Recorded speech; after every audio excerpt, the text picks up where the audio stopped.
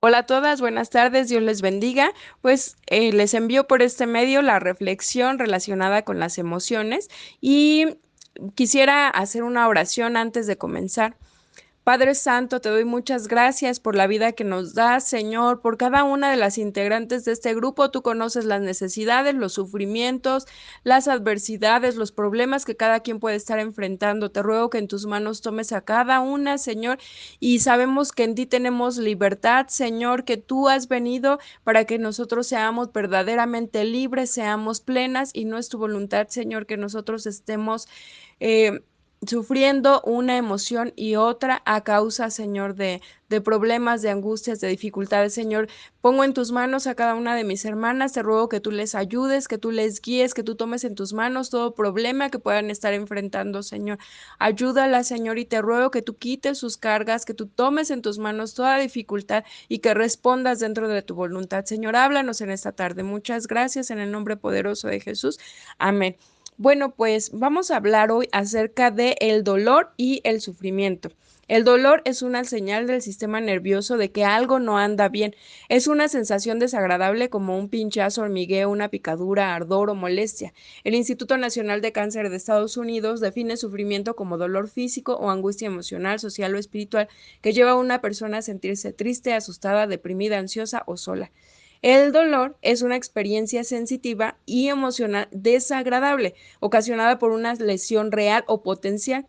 El sufrimiento, entonces, es la respuesta cognitiva emocional que se produce ante ese dolor, generalmente físico, también puede ser emocional, que es un conjunto ya de emociones, ya no solamente es relacionado con ese pinchazo que nos dieron, sino que ya es ese conjunto de emociones, de pensamientos y de sentimientos que se van uniendo y que cada vez adquieren más intensidad. Muchas veces nosotros sufrimos alguna situación, padecimos alguna situación, nos hicieron algo, nos lastimaron, nos ofendieron, y eso nos trae dolor en determinado momento, pero a la larga eso puede convertirse en sufrimiento. Lo estamos pensando, lo platicamos, y estamos asociando temores, otras cosas, y eso se va convirtiendo en sufrimiento. Muchas veces en la niñez hubo alguna situación, nos afectaron, y en la edad adulta vamos cargando con eso, nos aislamos, tenemos sentimientos de soledad, de angustia, de temor, de ansiedad. Muchas veces alguien sufrió en su casa, tal vez sus padres se divorciaron y entonces en la edad adulta es difícil formar una relación de pareja.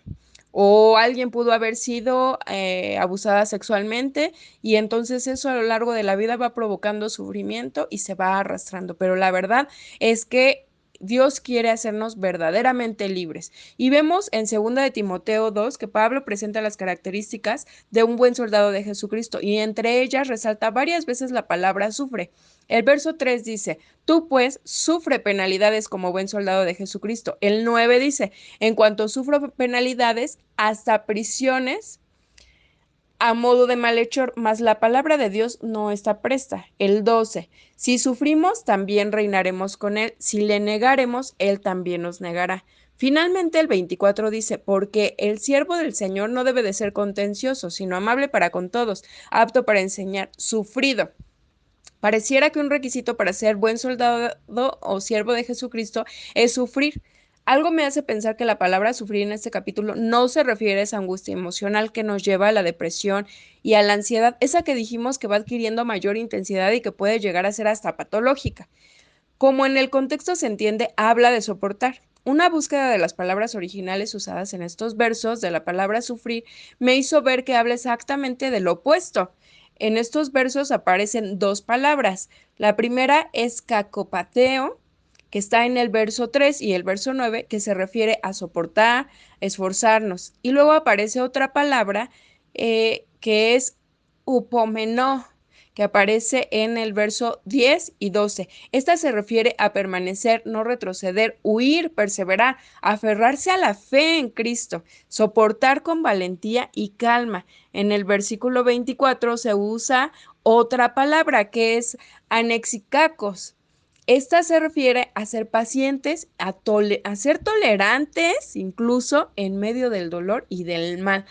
Todo esto me hizo ver cómo esto está completamente opuesto a la forma en la que nosotros llevamos el sufrimiento. Para nosotros sufrir es estar pensando vez tras vez, recordando, sintiéndonos mal porque eso sucedió y decimos muchas veces, ay, es que cómo pude haber dicho eso, o pero es que ¿por qué esta persona me hizo esto? ¿Por qué me hizo el otro? Y entonces estamos sufriendo por esa situación.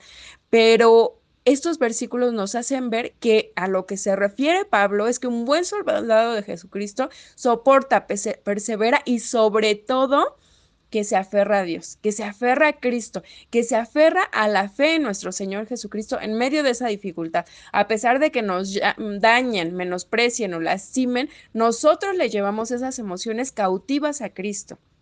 Entonces, no se refiere a que lloremos, recordemos o hablemos una y otra vez de un dolor o de una pena o critiquemos a la persona, le tengamos rencor, resentimiento, ya nos decía Jael, amargura. Por el contrario, nos reta a ser valientes, a ser tolerantes, a pesar de que nos dañaron, a tener esa tolerancia y llevar en oración a esa persona a Cristo y a perdonarlo, como Jael también nos ha estado retando a estar orando por aquellos que nos lastiman.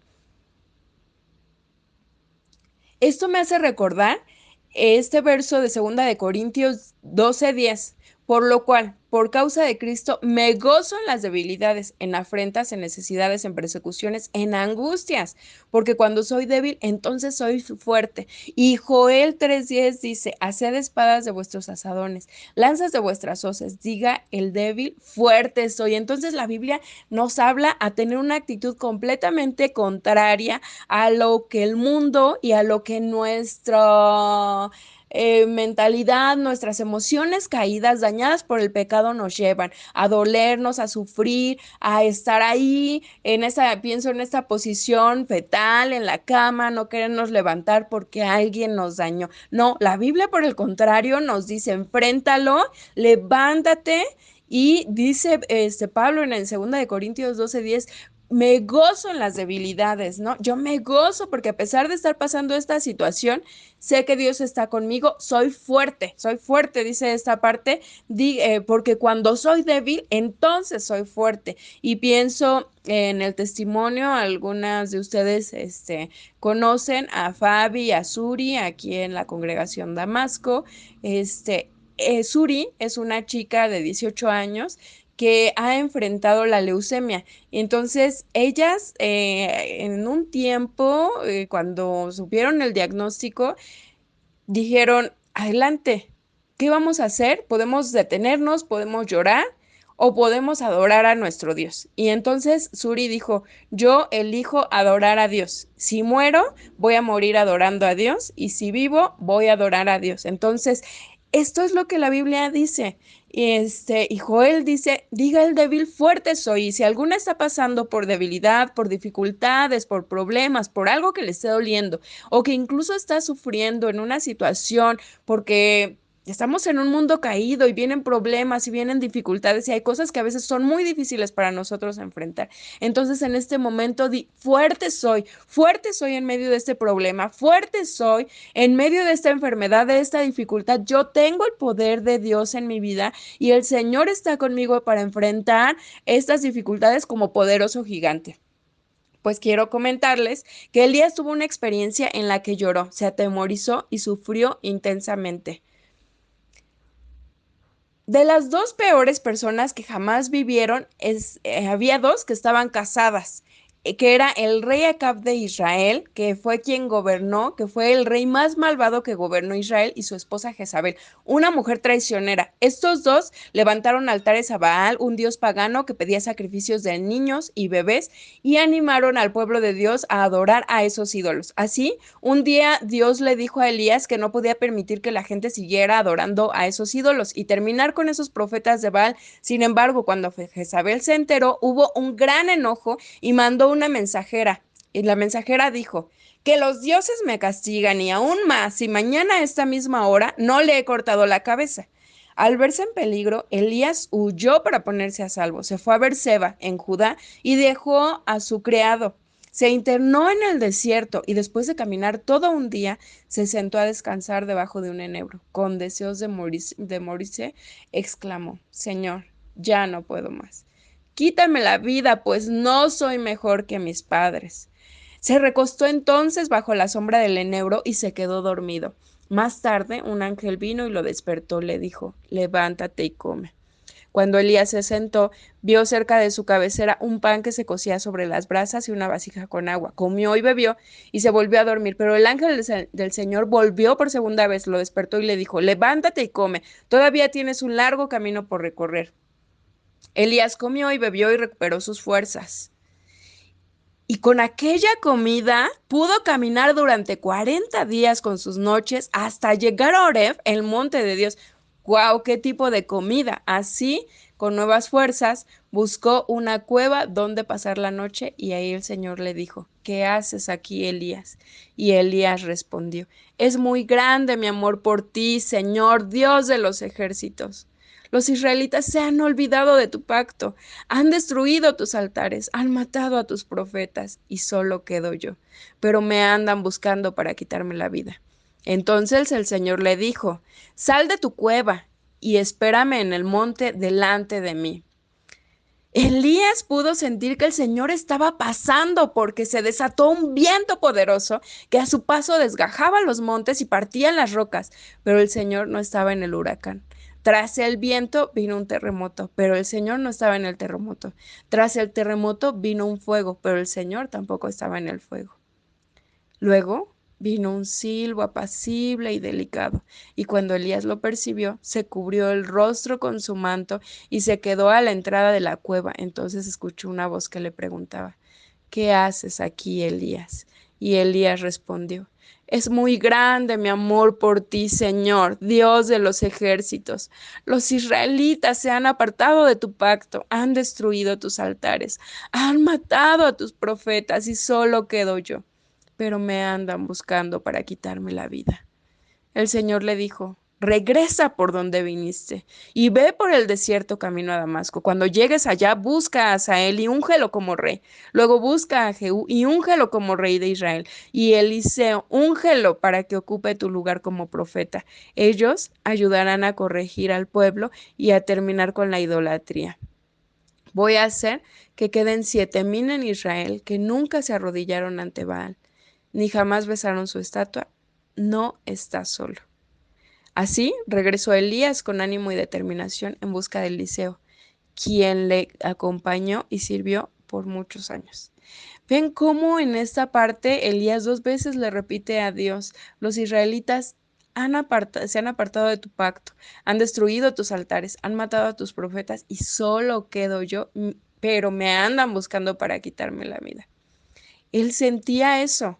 Él estaba pensando que ya no había nadie para seguir luchando acompañado.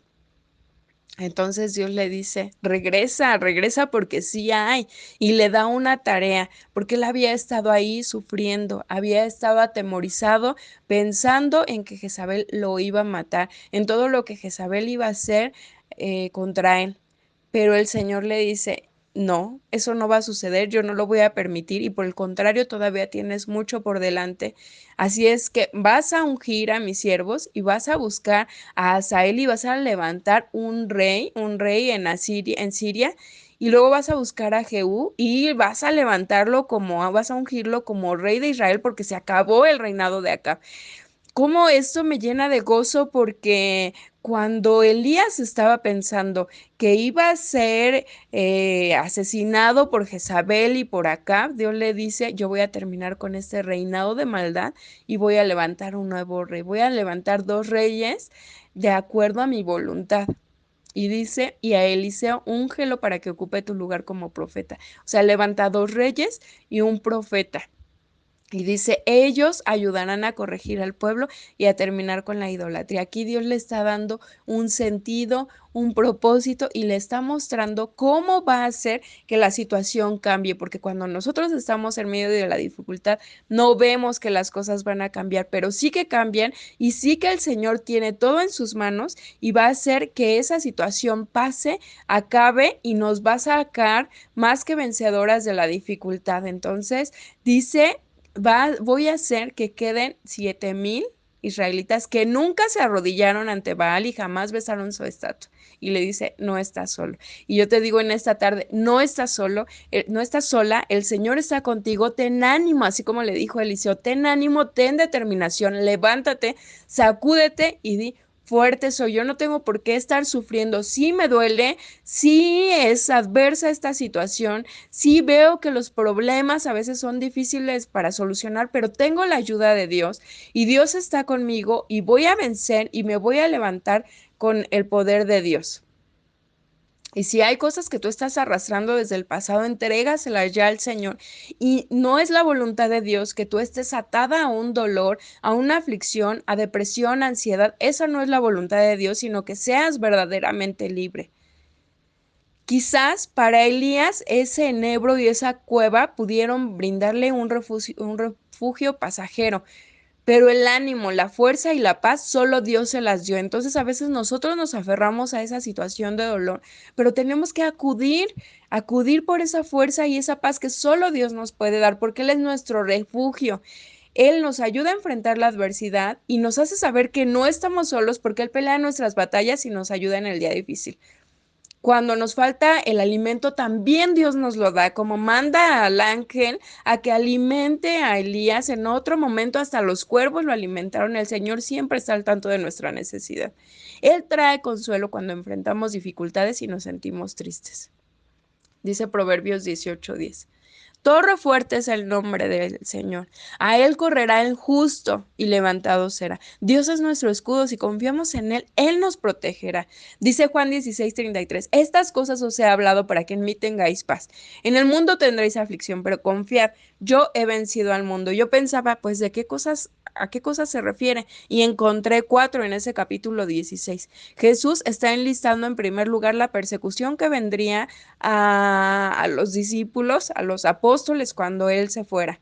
La tristeza que ellos ya estaban enfrentando porque Jesús se iba y sentían que se quedarían solos. A veces eso es lo que más nos llega a lastimar, a herir esa sensación de soledad. Pero levántate en el nombre de Jesús, que el Espíritu Santo vendría para ayudarnos, consolarnos y enseñarnos, era la tercera cosa. Y eso es lo que quiere hacer en tu vida. El Espíritu Santo quiere llenarte de poder, de ayuda, de consuelo, enseñarte, guiarte por dónde debes ir. Y también les recordó que el Padre, o nos recuerda en este capítulo que el Padre nos ama y que por eso envió a su Hijo Jesucristo. Dice Primera de Pedro 1:5, que sois guardados por el poder de Dios mediante la fe para alcanzar la salvación que está preparada para ser manifestada en el día postrero. Sois guardados en el poder de Dios mediante la fe. ¿Tenemos que sufrir? ¿Tenemos que llorar?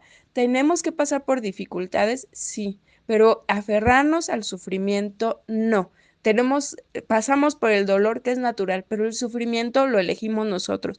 Tú eliges si sufrir o si acudir al Señor y depositar tu confianza plenamente en Él y recordar que tu vida está guardada por el poder de Dios mediante esa fe en Jesucristo. Bueno, pues quería platicarles un testimonio, pero el tiempo se me fue y se los voy a platicar en otra ocasión. Entonces solamente les mando un abrazo y las reto a que si estás pasando por una dificultad, tú te levantes en el nombre de Jesús, porque en ti está la fuerza y el poder del Espíritu Santo. Dios les bendiga. Feliz sábado.